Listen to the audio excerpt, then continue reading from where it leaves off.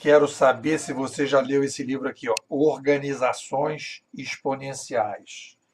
Fiz um videozinho em que eu critico esse livro, porque ele está misturando o rabo com o cachorro. As organizações de hoje são exponenciais porque estão adotando um novo modelo de comando e controle. Se você não adotar esse modelo de comando e controle, você não vai ser exponencial. E tem muita gente aí doida para ser exponencial, achando que vai ser exponencial, sacudindo esse livro. Não vai. O lado exponencial é causa ou consequência? Eu fiquei pensando quando comecei a pensar sobre essa questão exponencial naquele filme Fome de Poder, que conta a história do McDonald's. O cara tinha lá um restaurantezinho lá no interior do Cachaprego, e aí o outro vai lá e fala, vamos fazer uma franquia. Aí aquela franquia montou um modelo, de repente aquilo foi se espalhando, foi se espalhando. Aí eu te pergunto, quando a gente criou a franquia do McDonald's, e a gente criou o McDonald's, a gente não podia dizer que a franquia era uma organização exponencial e que todas as empresas que montam franquias, elas estão criando um lado exponencial, e a gente poderia dizer então que a franquia são o modelo de franquia é um modelo exponencial de organizações exponenciais. Se eu posso dizer isso faz sentido e tem lógica, a gente vai começar a achar que a gente chamar tudo que está acontecendo hoje de organizações exponenciais começa a ficar meio complicado.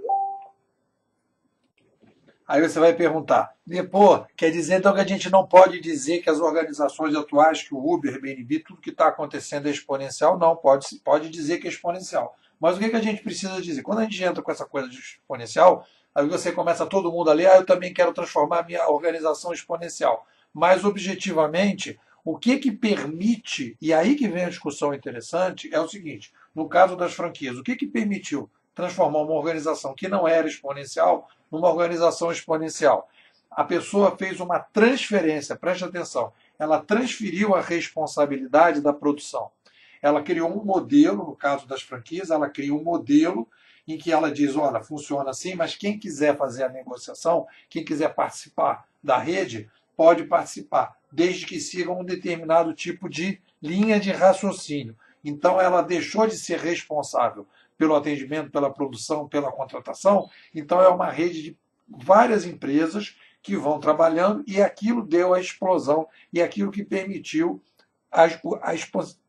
o lado de exponencial na franquia. O que está acontecendo hoje é uma coisa diferente.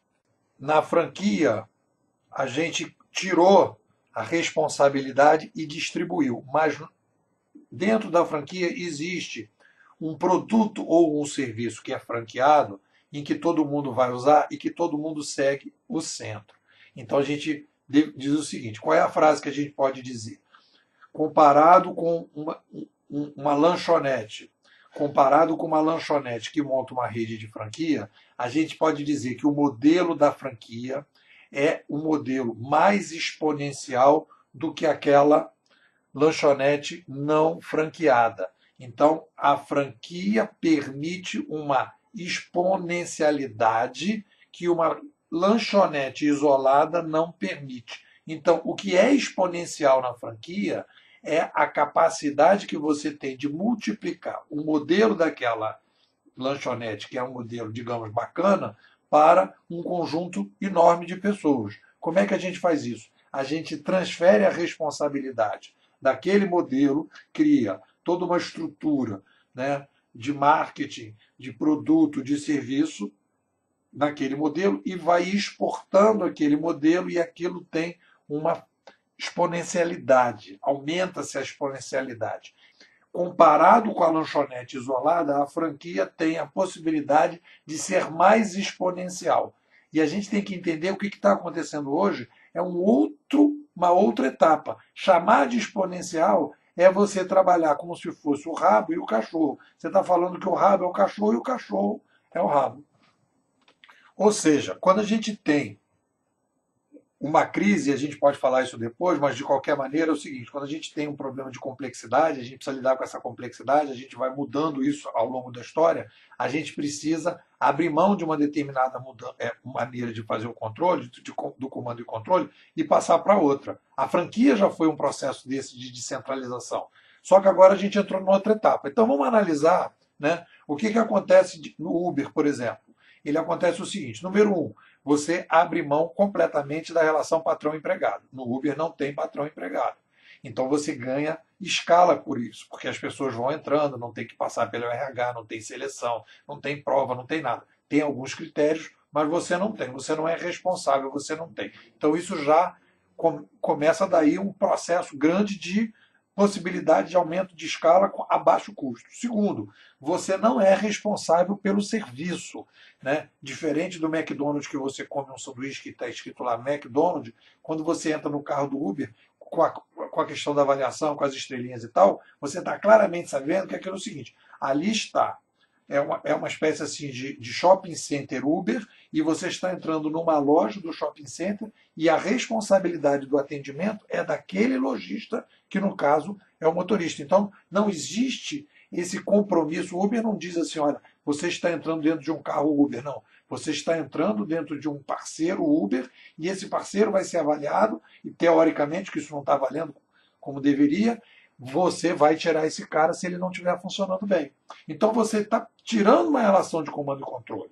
E depois, num terceiro momento, quando você vai fazer aquele Uber Pool, você vai colocar uma inteligência artificial, você vai criar um outro modelo. Você está matando já o gerente no controle das pessoas, na questão do RH e da relação patrão-empregado, e você já está matando o gerente também no controle dos processos, porque o Uber Pool já é o início dessa nova etapa, né, em que você tem toda uma inteligência artificial que vai vendo as pessoas, o caminho que as pessoas vai fazer, aonde que as coisas têm que funcionar, quem vai pegar primeiro, quem não vai, no final todo mundo entrega e rateia por todo mundo. Isso é um algoritmo sofisticado, quer dizer, primitivo para o futuro e sofisticado para o passado, que vai mostrar para a gente um outro caminho. Então, é uma outra forma de comando e controle. E você só é exponencial se você sair para essa forma de comando e controle.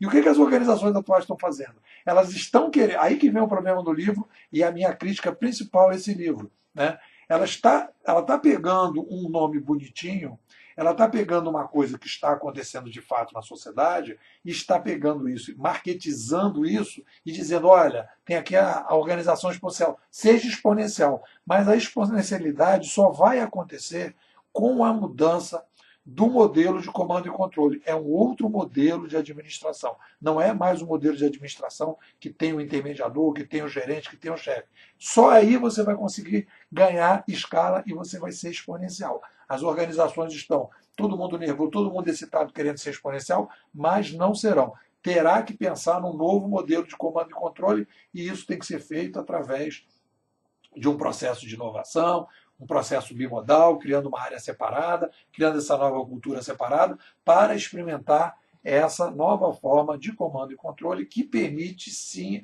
a partir daí, que se crie organizações exponenciais. Fica ligado.